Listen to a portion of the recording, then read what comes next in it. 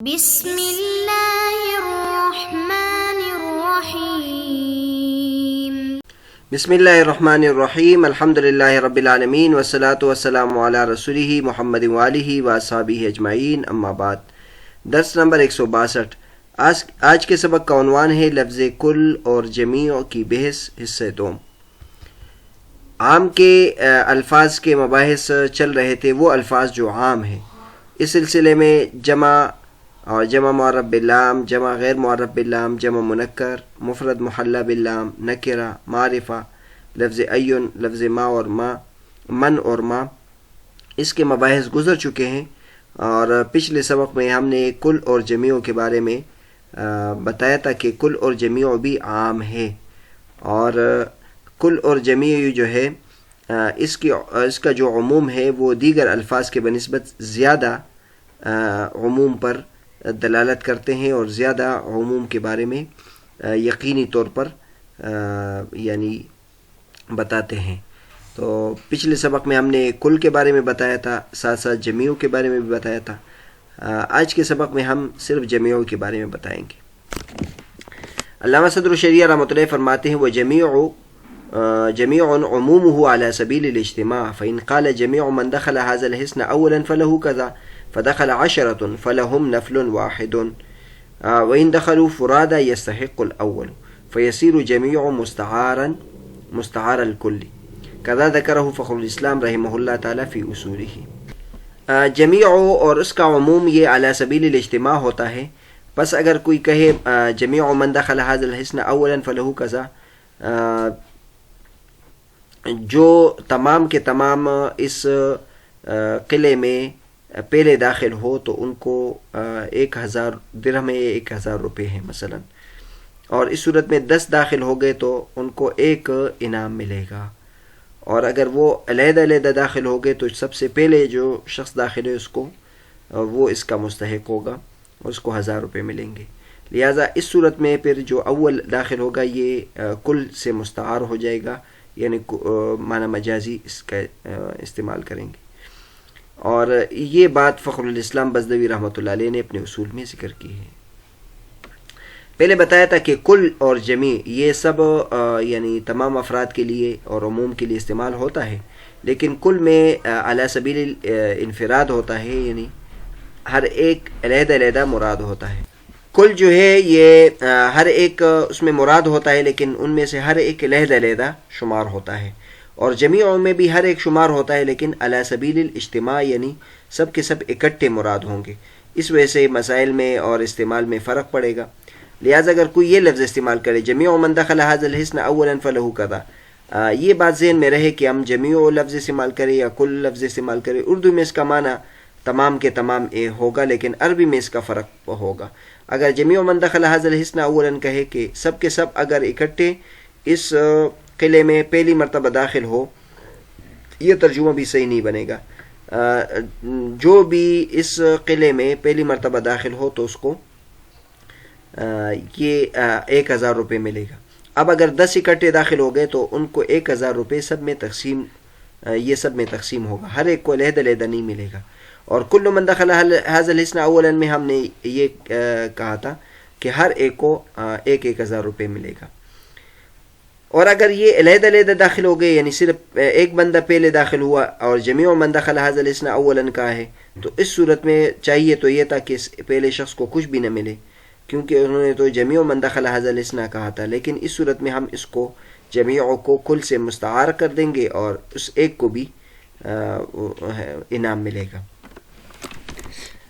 اس کے بعد مزید فرماتے ہیں وَيَرِدُ عَلَيْهِ أَنَّهُ يَلْزَمُ الْجَمْعُ بَيْنَ الْحَقِيقَةِ وَالْمَجَازِ وَلَا يُمْكِنُ أَن يُقَالَ إِنِ اتَّفَقَ الدُّخُولُ عَلَى سَبِيلِ الْاجْتِمَاعِ يُحْمَلُ عَلَى الْحَقِيقَةِ وَإِنِ اتَّفَقَ فُرَادًا يُحْمَلُ عَلَى الْمَجَازِ لِأَنَّهُ فِي حَالِ التَّكَلُّمِ لَا بُدَّ أَن يُرَادَ أَحَدُهُمَا مُعَيَّنًا وإرادة كل واحد منهما معينا تنافي إرادة الآخر فحينئذ يلزم الجمع بين الحقيقة والمجاز۔ اس پر ایک اشکال ہوتا ہے، وہ اشکال یہ ہے کہ اس صورت میں تو آپ نے جمع بین الحقیقت والمجاز، حقیقت اور مجاز کو جمع کیا، کیونکہ لفظ ایک مرتبہ استعمال ہوا ہے جمیع من دخل هذا الحصن اولا۔ اب آگے صورت 2 بنے گی، اگر 10 کے 10 اکٹھے داخل ہوئے تو یہ حقیقی معنی ہو جائے گا، اور اگر ایک داخل ہوا تو یہ مجازی معنی۔ تو تو ایک لفظ ہے اور اس میں آپ نے حقیقت اور مجاز کو اکٹھے کیا. پھر اس کا کوئی یہ جواب دے سکتا ہے کہ یہاں حقیقت اور مجاز کے درمیان جمع نہیں ہے، کیونکہ صورت تو ایک ہی ہوگی، یا 10 کے 10 داخل ہوں گے، 5 کے 5 داخل ہوں گے، 6 کے 6 داخل ہوں گے، اور یا یہ کہ پہلا ایک شخص آگے ہوگا. تو لہٰذا صورت عملی طور پر صرف ایک ہوگی، یا حقیقت والی ہوگی یا مجاز والی ہوگی. تو اس پر مصنف یہ رد کرتے ہیں کہ کوئی یہ جواب نہیں دے سکتا، کیونکہ جو ہم بات کر رہے کہ حقیقت اور مجاز جائز نہیں ہے، تو حقیقت اور مجاز تکلم کے حال میں جائز نہیں ہے. یعنی جس وقت آپ اس بات کا تکلم کر رہے تھے اس وقت اگر دونوں معنوں کا احتمال اس میں ہو، دونوں بات آپ مراد لے رہے ہوں، تو یہ جائز نہیں ہے. ضروری ہے کہ تکلم کے وقت آپ کسی ایک کو معین طور پر مراد لے لیں، اور ان میں سے ہر ایک کو معین طور پر مراد لینا یہ دوسرے کے مراد لینے کو منع کرتا ہے، اور اس صورت میں جو بین الحقیقت والمجاز لازم آئے گا. لہٰذا اس کا جو صحیح جواب ہے وہ علامہ صدر شریعہ رحمۃ اللہ بیان فرماتے ہیں.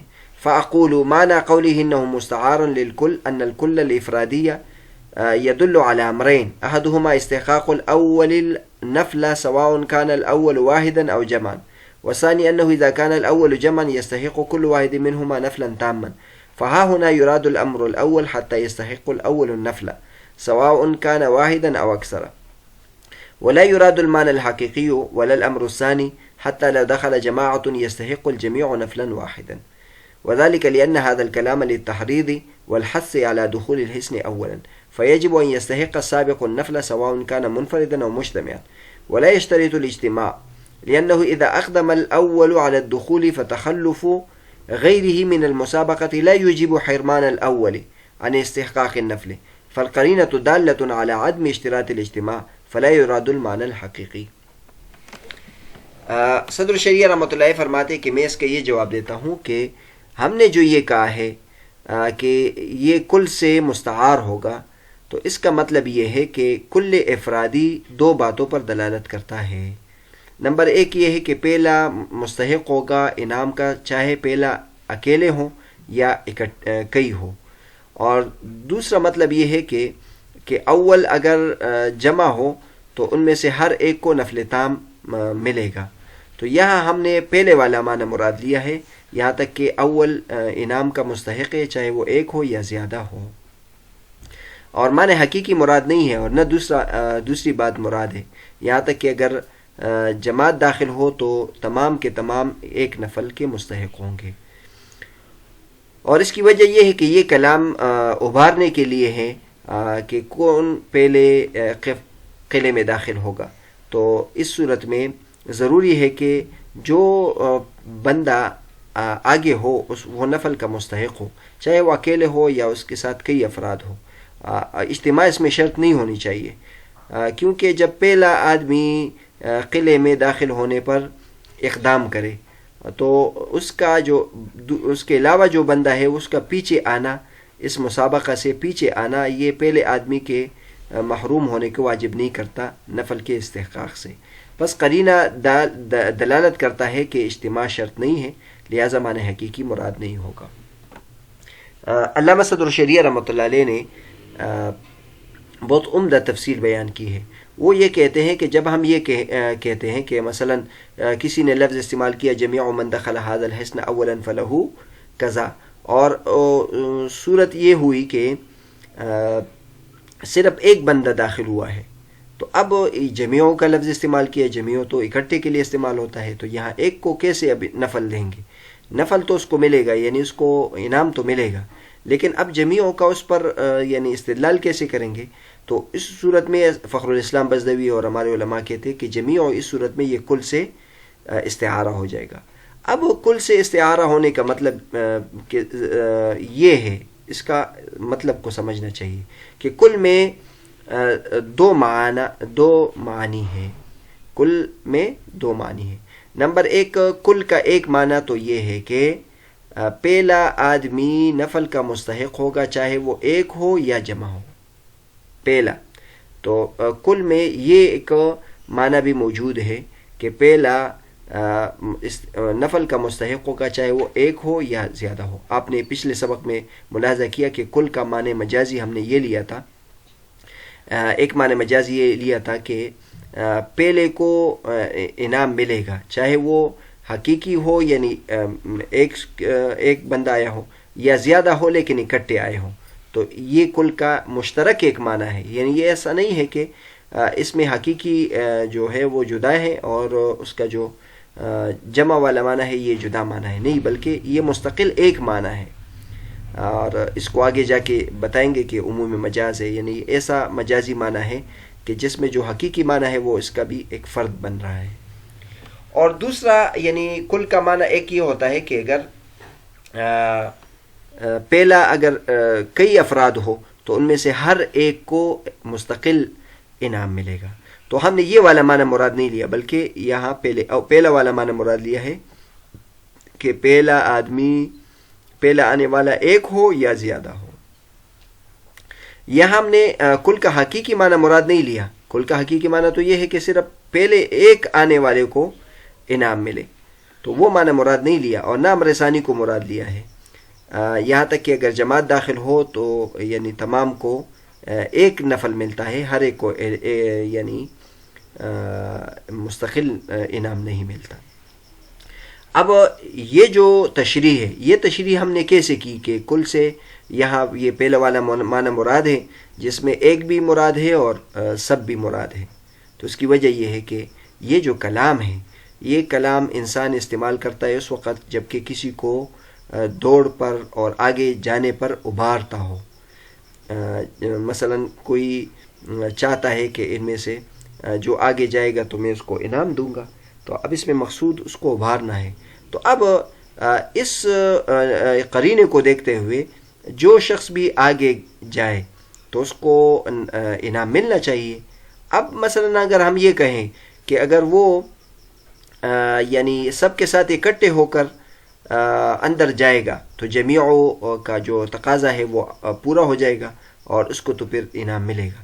لیکن اگر ایک اکیلے آدمی قلعے کے اندر داخل ہو جائے اور باقی سب اس کے پیچھے ہو تو اس اکیلے کو نہیں ملے گا. یہ تو پھر انصاف کے بھی خلاف ہے، عقل کے بھی خلاف ہے اور اس قرینے کے بھی خلاف ہے، کیونکہ اس صورت میں تو اس کو بدرجہ اولا ملنا چاہیے کہ اس نے سب کو پیچھے کر کے خود آگے چلا گیا. لہٰذا یہ قرینہ دلالت کرتا ہے کہ اس میں اجتماع کی شرط نہیں ہے، اور اس کی وجہ یہ ذکر کی ہے کہ جب پہلا آدمی آگے چلا گیا تو دیگر افراد کا پیچھے رہنا اس پہلے آدمی کے محروم کرنے کو واجب نہیں کرتا. لہٰذا یہ قرینہ دلالت کرتا ہے کہ یہاں اجتماع کی شرط نہیں ہے، لہٰذا معنی حقیقی مراد نہیں ہے. اور مزید فرماتے ہیں وَأَيْضًا لَا دَلِيلَ عَلَىٰ أَنَّهُ إِذَا دَخَلَ جَمَاعَةٌ يَسْتَحِقُّ كُلُّ وَاحِدٍ مِنَ الْجَمَاعَةِ نَفْلًا تَامًّا. اس میں اس بات پر دلیل موجود نہیں ہے کہ اگر کئی افراد داخل ہو جائے تو ان میں سے ہر ایک کو مستقل انعام ملے گا. بل الکلام دال علی ان للمجموع نفلا واحدا، بلکہ یہ کلام دلالت کرتا ہے کہ تمام کو ایک نفل، ایک انعام ملے گا. تو لہذا فصار الکلام مجازا عن قوله ان السابق يستحق النفل. تو گویا یہ کلام مجاز ہوا اس سے کہ پہلے آنے والے کو نفل ملے گا، انعام ملے گا، چاہے وہ اکیلے ہوں یا اجتماعی شکل میں ہو.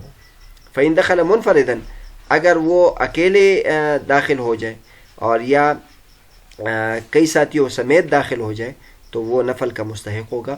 لعموم المجاز، کیونکہ مجاز یہاں عموم مجاز ہم نے مراد لیا ہے. فالاستحقاق مجتمع لیس لأنه المعنى الحقیقی. اب اگر سب اکٹھے داخل ہو رہے ہیں اور اس کو انعام مل رہا ہے تو اب یہ اس وجہ سے ہم مراد نہیں لے رہے کہ یہ معنی حقیقی ہے اور اس وجہ سے ہم نے اس کو مراد لیا، بلکہ یہ اس وجہ سے کہ یہ اس مجازی معنی کے تحت بھی یہ داخل ہے. اور پیچھے بیان کر دیا کہ بعض معنی مجازی ایسے ہوتے ہیں کہ جو حقیقی معنی ہوتا ہے وہ اس کا ایک فرد ہوتا ہے.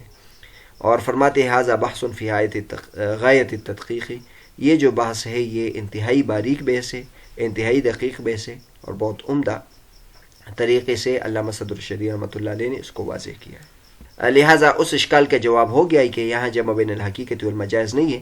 بظاہر تو ہمیں نظر آتا ہے کہ یہاں جمع بین الحقیقت والمجاز ہے، لیکن یہاں جمع بین الحقیقت والمجاز نہیں ہے، بلکہ مجاز ایک مجازی معنی ایسا ہے کہ حقیقی معنی بھی اس کا ایک فرد ہے.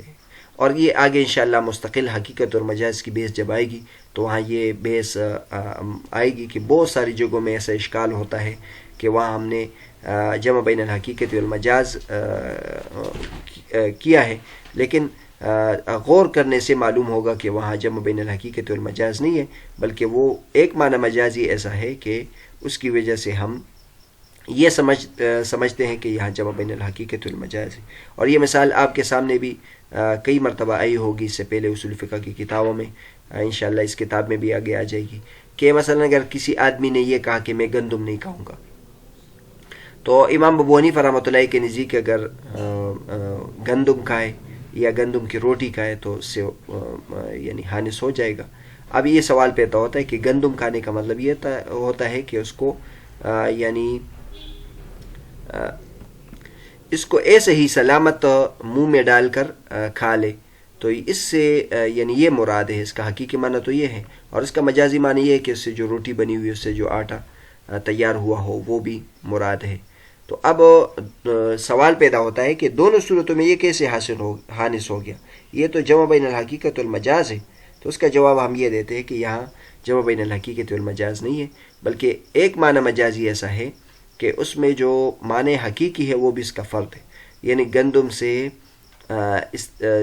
سے بنی ہوئی چیز. تو اب گندم سے جو بھی چیز بنی ہوئی ہو، یعنی اس کا آٹا ہو یا گندم ہو، تو وہ مراد ہوگا. تو بہرحال آج کا جو ہمارا سبق تھا وہ جمیع کے بارے میں تھا، کل کے بارے میں بھی تھا، کل کے سے متعلق مباحث بھی اس میں آ گئے، اور کل و جمیع کے بارے میں فرق بھی واضح ہو گیا.